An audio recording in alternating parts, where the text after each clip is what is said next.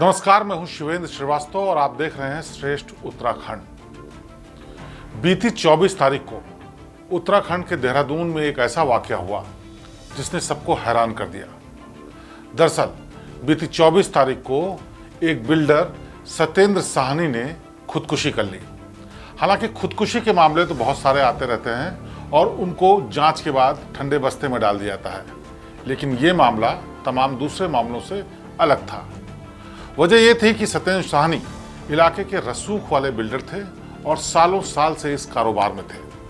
लेकिन उनके जानने वाले बताते हैं कि काफ़ी दिनों से वो बहुत परेशान चल रहे थे। बेचैन रहना, तमाम तरीके की दिक्कतें होना और लोगों से कटे कटे रहना उनका बिहेवियर हो गया था। लोग समझ नहीं पा रहे थे कि आखिरकार हुआ क्या है। और एक दिन अचानक वो अपनी बेटी के घर उसके फ्लैट पर गए और 8वें फ्लोर से कूदकर उन्होंने जान दे दी। ये जानकारी जैसे ही पुलिस को मिली, वो आनन फानन में मौका वारदात पर पहुंची और उन्होंने तमाम कार्रवाई शुरू कर दी। सबसे पहले उनको अस्पताल ले जाया गया जहां पर उनकी मौत हो चुकी थी। उसके बाद जब उनकी तलाशी ली गई तो उनकी जेब के भीतर से 3 पन्ने का एक सुसाइड नोट मिला। ये सुसाइड नोट और हैरान करने वाला था, क्योंकि उन्होंने अपनी तमाम दिक्कतों, तमाम बातों के अलावा इसमें जो चीज़ें लिखी थी वो हैरान करने वाली थी। दरअसल सत्येंद्र साहनी ने लिखा था कि उनको कुछ लोगों की तरफ से बेहद परेशान किया जा रहा है, धमकी दी जा रही है और उनके बिजनेस को ठप करने के लिए उसमें बेईमानी करने की कोशिश की जा रही है और लगातार इस दबाव के चलते वो अपनी जान दे रहे हैं। बाकायदा उन्होंने अनिल गुप्ता और अजय गुप्ता नाम के 2 लोगों का नाम लिखा। आज प्रातः एक व्यक्ति द्वारा जो है सुसाइड करने की सूचना या बिल्डिंग से कूदने की सूचना प्राप्त होने पर पुलिस बल मौके पर गया था, जिनकी पहचान श्री सत्येंद्र साहनी के रूप में हुई थी। जब उनके परिजन और बेटे द्वारा बताया गया कि लगातार उनके द्वारा जो है उनको लगातार उत्पीड़न किया जा रहा था, उनके पिताजी का और कंपनी में पार्टनरशिप को लेकर, फायदे को लेकर लगातार उनको धमकाया जा रहा था और इस संबंध में उनके द्वारा एक प्रार्थना पत्र भी दिया गया था, जिसकी जांच अभी एसपी सिटी द्वारा की जा रही थी। और उनके बेटे द्वारा ये भी बताया गया कि पूर्व में भी कुछ दिन पूर्व उनके विरुद्ध झूठी शिकायतें करके उन पर दबाव बनाया जा रहा था कि अपनी कंपनीज के जो शेयर या पार्टनरशिप उसमें बढ़ा ली जाए।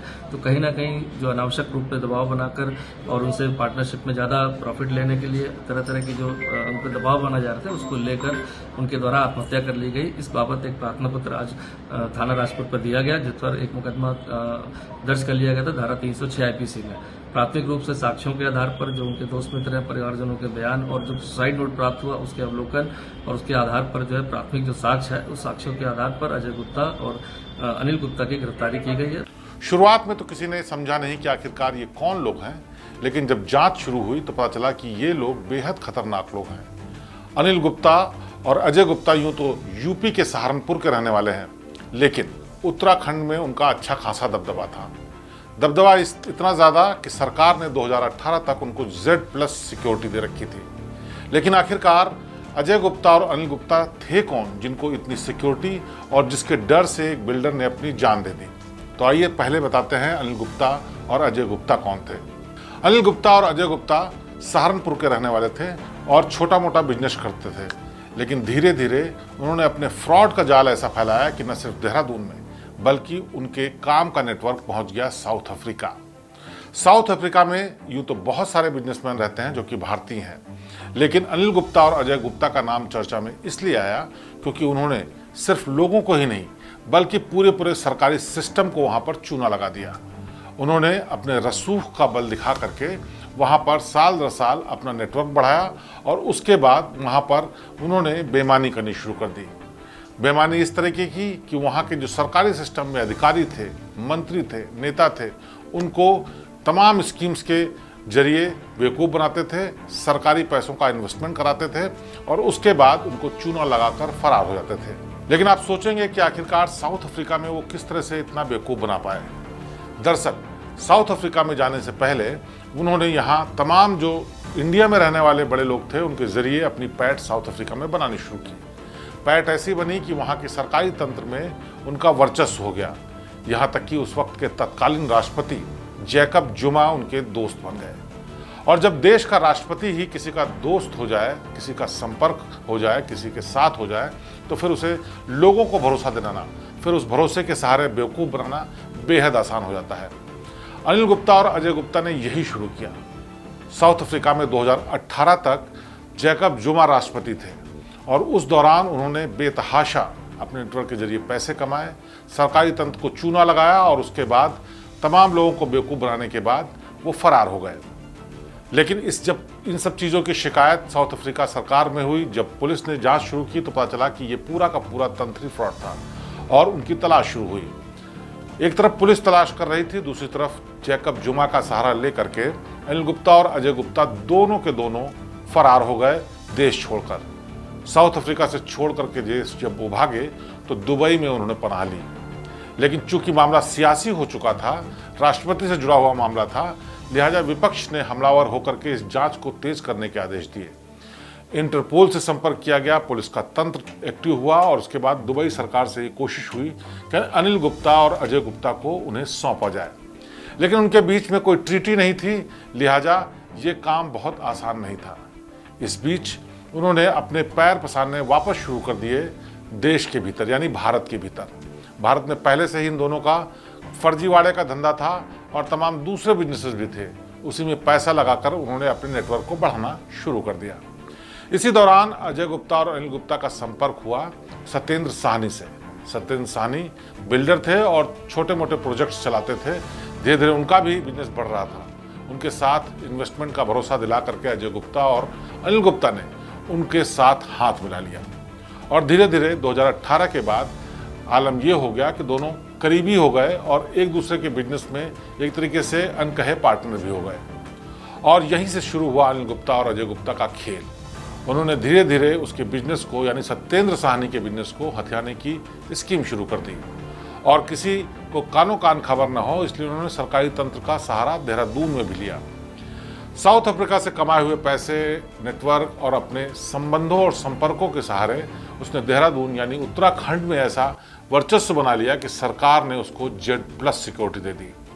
उस दौरान उसने अपने बेटे की जब शादी की तो वो भी काफ़ी चर्चा में आई, क्योंकि ये शादी उत्तराखंड के औली में हुई थी और इसमें बेतहाशा पैसा खर्चा किया गया था। तमाम बड़े बड़े लोग, उद्योगपति, बिजनेसमैन, इसके अलावा सरकारी तंत्र के लोग, मंत्री, नेता उसकी शादी में शामिल हुए। उसकी बेटी की शादी के दौरान चर्चा तब ज़्यादा हो गई जब इस शादी को करने के बाद, जो कि डेस्टिनेशन वेडिंग थी, उसके बाद पूरा का पूरा कचरा पूरे इलाके में फैला दिया गया।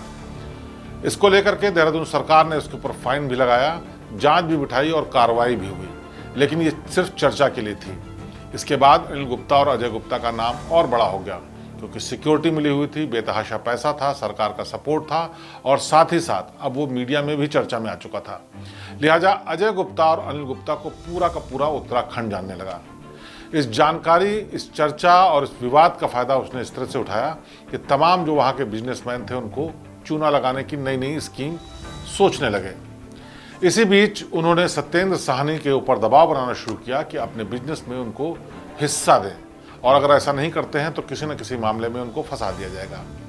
ये मामला धीरे धीरे इतना बढ़ता रहा कि वो तनाव में आ गए और हद जब पार हो गई तो सत्येंद्र साहनी ने जिंदा रहने की बजाय अपनी मौत को चुना ताकि वो सुकून से रह सकें। उन्होंने मरने से पहले अपने सुसाइड नोट में लिखा कि अजय गुप्ता और अनिल गुप्ता लगातार उन पर दबाव बना रहे हैं, हैरेस कर रहे हैं और तमाम दूसरे इलीगल मामलों में फंसाने की धमकी दे रहे हैं, क्योंकि वो चाहते हैं कि उनके बिजनेस को हथिया लें और इसी के चलते वो अपनी जान दे रहे हैं। और जब ये बात सामने आई तो उसके बाद पूरा का पूरा पुलिस महकमा, सरकारी तंत्र, नेता, मंत्री सब हैरान रह गए कि कैसे दो शख्स एक अच्छे खासे बिल्डर को बेवकूफ़ बना रहे थे। जब एक जानकारी मीडिया में आनी शुरू हुई तो इसकी जानकारी साउथ अफ्रीका गवर्नमेंट को भी लगी।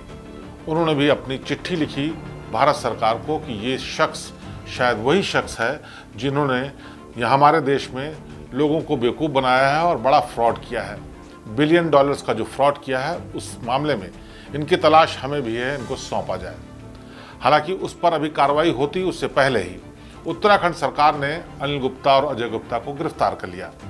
गिरफ्तारी के बाद उनसे पूछताछ शुरू हुई तो पता चला कि साहनी के लगाए हुए आरोप तमाम सही हैं और उसमें एक नहीं कई और दूसरे बिल्डर भी शामिल हैं। इस मामले में कुछ और गिरफ्तारियां भी हुई, लेकिन असली खेल इन दोनों लोगों ने किया था साउथ अफ्रीका में। रिमांड के लिए पेश किया था इनको, तो कोर्ट ने जुडिशियल कस्टडी में भेज दिया है मुलजिम को और बेल एप्लीकेशन लोअर कोर्ट में हमने फाइल करी आज, उसका भी रिजल्ट अवेटेड है। साउथ अफ्रीका में कुछ दिन बाद चुनाव होने वाले हैं, लिहाजा तमाम जो सियासी दल हैं वो चाहते हैं कि इस मामले को जल्द से जल्द सॉल्व किया जाए ताकि उसका वो सियासी फायदा ले सकें। इसीलिए वहाँ की सरकार इंटरपोल के माध्यम से, भारत सरकार के माध्यम से लगातार कोशिश कर रही है कि अजय गुप्ता और अनिल गुप्ता उनके हत्थे चढ़ जाएं, ताकि वो इसका एडवांटेज भी ले सकें और उनके यहाँ जो मामला हुआ है, उनके यहाँ जो फ्रॉड हुआ है, वो भी सॉल्व हो सके।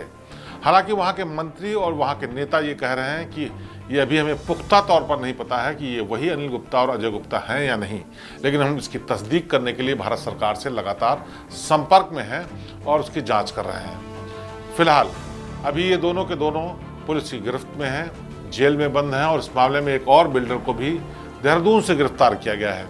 मामले की जांच की जा रही है और ये भी समझने की कोशिश की जा रही है कि एक छोटे से जिले से साधारण दो लोग कैसे अपने रसूख को इतना आगे बढ़ाने में कामयाब रहे, कैसे उन्होंने सरकारी तंत्र में अपना नेटवर्क बनाया, क्यों आखिरकार मंत्री, नेता, अधिकारी उसको सपोर्ट करते थे, क्या वो लोग भी किसी फ्रॉड में शामिल हैं, क्या उन लोगों ने भी कोई पैसा लेकर के इनकी मदद की। ये सब चीज़ें जांच का विषय है। लेकिन सत्येंद्र साहनी की मौत के बाद सियासत गर्म है, पुलिस एक्टिव है और इस बात की तस्दीक करने की कोशिश की जा रही है कि जो उन्होंने अपने सुसाइड नोट में लिखा है उसमें आखिरकार कितनी सच्चाई है और कौन कौन लोग इसमें शामिल हैं। देखिए, बेशर्म सरकार, नकारी सरकार और भ्रष्ट सरकार, अंकिता भंडारी मर्डर केस को किस तरीके से मिसहैंडल किया ये आप सबकी जाहिर में है। उसके अलावा महिला अपराध में हम पहले नंबर में 9 हिमालय राज्यों में। उसके अलावा बिपिन रावत का केस आपके देहरादून राजधानी में, हाथी बरगला में महिला का बलात्कार, मंत्री आवास के पास उसकी बॉडी मिलना, उसके बाद ये साहनी हत्याकांड अपराधियों की शरण स्थली बन के रह गया है। जांच के बाद ही साफ होगा कि ये जो गुप्ता ब्रदर्स हैं वो कितने गहरे तक अपना नेटवर्क बना करके लोगों को बेवकूफ़ बना रहे थे और कितना उन्होंने प्रताड़ित किया था कि आखिरकार एक बिल्डर ने अपनी जांच नहीं दी। लेकिन सवाल ये भी है कि आखिरकार सिस्टम के वो लोग कौन हैं जिन्होंने इन दो लोगों को इतना सपोर्ट किया कि वो न सिर्फ देश में बल्कि बाहर विदेश में भी लोगों को चूना लगाने लगे। फिलहाल अभी जांच चल रही है, ये दोनों के दोनों गिरफ्तार हैं और इस जांच के बाद साफ होगा कि आखिरकार सत्येंद्र साहनी की मौत के पीछे की असली वजह क्या है। क्या ये वही आरोप हैं जो उन्होंने लगाए हैं या फिर कहानी और भी है, क्योंकि परत दर परत जब कहानी खुलेगी तो सच्चाई सामने आएगी और हो सकता है सच्चाई और भी हैरान करने वाली हो। तो बहरहाल इस खबर में आज बस इतना ही। बाकी खबरों के लिए आप देखते रहिए हमारा चैनल, सब्सक्राइब करना न भूलिएगा। नमस्कार। श्रेष्ठ उत्तराखंड पर खबरों से जुड़े रहने के लिए चैनल को सब्सक्राइब और लाइक करें, बेल आइकन दबाएं और देखते रहें श्रेष्ठ उत्तराखंड।